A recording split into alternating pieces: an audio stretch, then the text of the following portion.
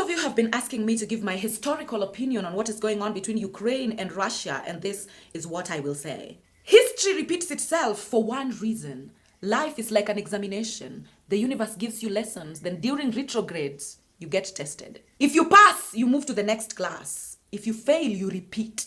I want you to be keen and observe the synchronicities.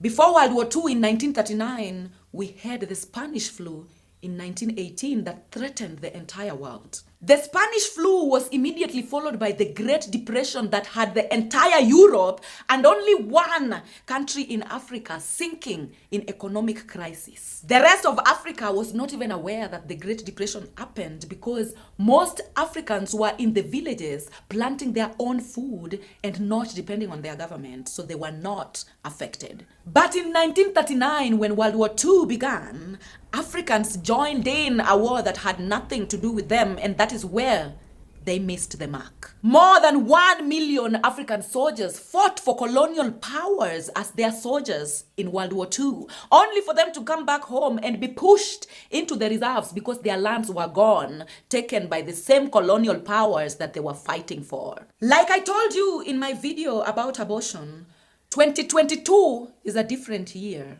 It is the year that humanity is being tested to see if we'll repeat the same mistakes that we did in the past. Without getting deep into the Soviet Union and the NATO fracas, because it is the same old ego bullshit, I want you to know that 2022 is the year that humanity is going to be split into two extremes. Even the children born this year are coming in to those two extremes. 2022 is the year we will have people experiencing extreme chaos and disasters.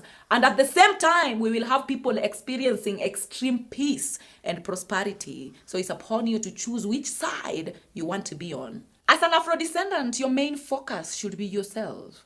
Grow your own food if you can.